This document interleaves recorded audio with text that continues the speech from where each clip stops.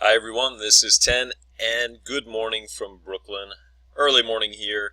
Wanted to record a Clash video from one of our members who posted in chat and needed to do it early because it is not in war and I don't want to lose it. So this is Jer Wiki, as I like to call him, because when we started clashing in the early days, he knew everything about the game before everybody else, and so we would just kind of ask him. Also known as Air Jer. This is a typical box base, nemesis base as we've come to know it, and I have a pretty sound method for attacking this base.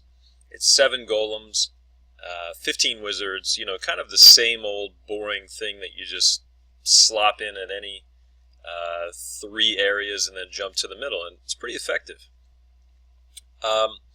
Jer has been experimenting with different ways to attack this base and bases like it. Now, you'll notice in the camps there he has 7 healers. Pretty good size heroes, not maxed heroes. We don't have maxed heroes in the clan yet, but we're very close. You can really do a lot of damage with the level 33 queen with 3 to 4 healers.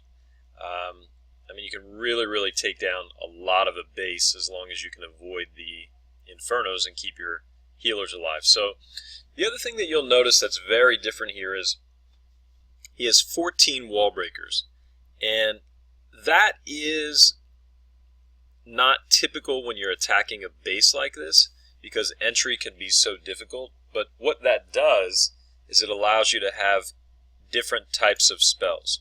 With the 7 or 6 golem attack, you would use, 1, 2, 3, 4 jump spells to get yourself in the middle, and then you would have 1 extra spell slot for a jump or a freeze if you wanted to try to freeze a clan castle over an inferno or something like that. Check out the videos I've made on the Nemesis base and the box base. Take a look at that, and then hopefully we can keep doing what Jer has done here, because he does 3-star this base, and we can move away from that really heavy golem attack, and we can start doing something like this. This is really fun to watch, guys. You're going to love it. And credit to you, Jer. This is it's innovative, and it's really fun to watch, as I said. So he's really just focusing on gaining entry right now. Now, if you guys have not used the Queen Walk a lot, call in sick from work. If you have kids, call a babysitter and start practicing the Queen Walk immediately. The Queen Walk is really the foundation of a lot of 3-star attacks in today's Clash of Clans. It is an incredibly powerful strategy and used in a lot of high-level attacks. There were some really pesky crickets up there, so just to be safe, Jer poisoned the grass like a lot of us do in our clan. We call that feed it.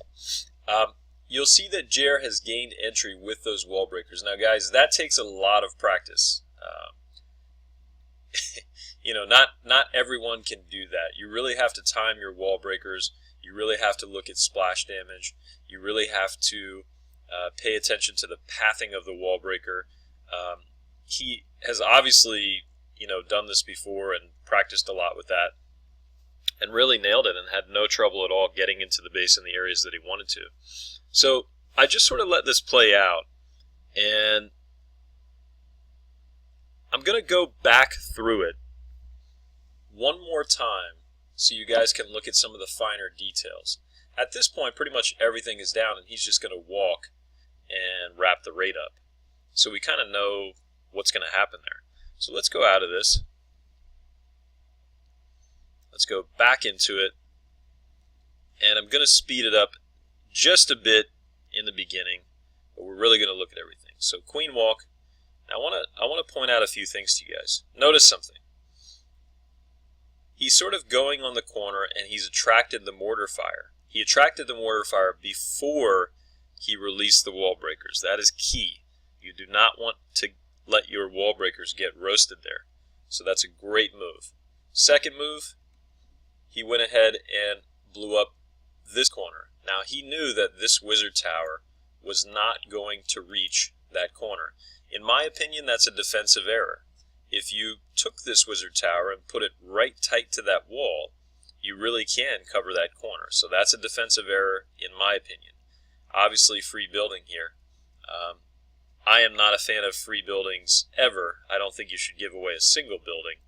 And so that is something that I think is also a defensive error. So mortar goes down. Queen is obviously taking the archer fire. And the Expo is going to try to get those wall breakers, but he gets them in quick enough where it's not an issue. So we have enough points of entry here. We're open here. We're open here. The Giants can easily path in and around. And he still has 8 wall breakers left. So Wizards come out behind the Giants. He opens up another path here. Now, just so you guys know, whenever you want to gain entry on this type of a base, you have to take out the exterior corner first, and then you can take out the internal corner. And that holds true with pretty much all of this style of base. Now, he's got a couple more wall breakers here. They're going to go towards this opening and try and get the king in.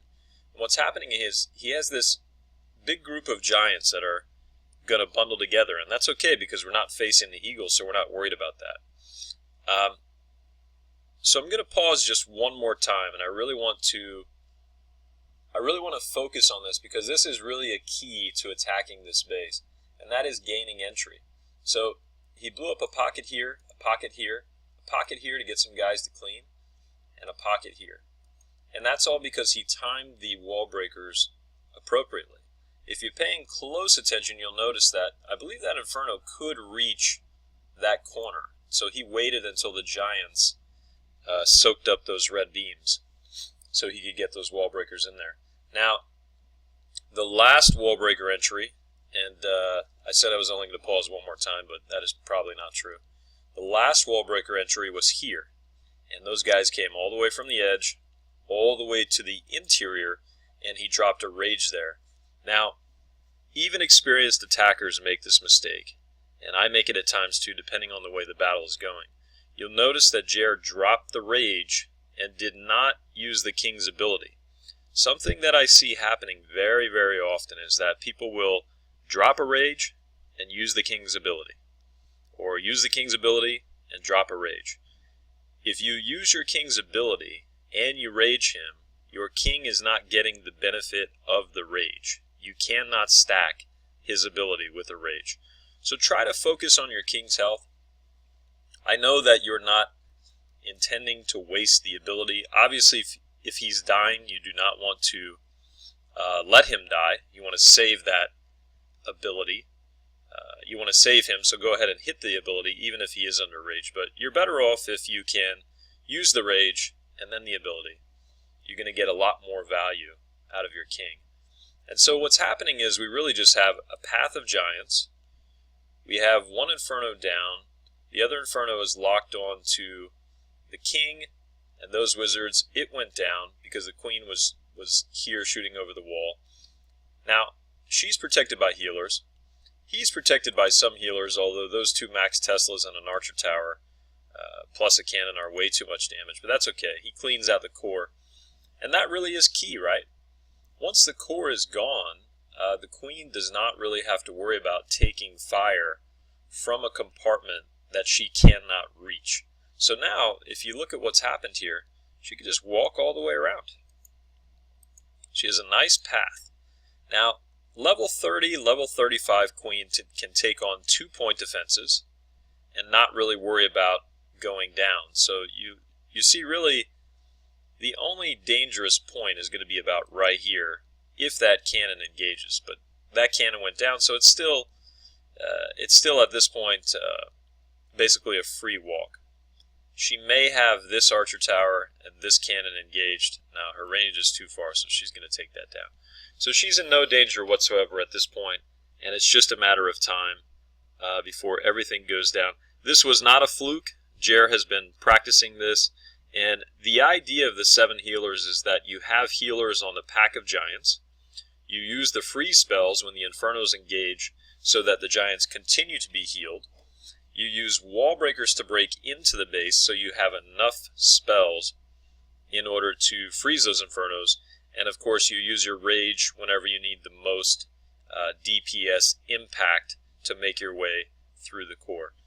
Really excellent raid, really enjoyed watching it, really appreciate JR taking the time to practice this strategy.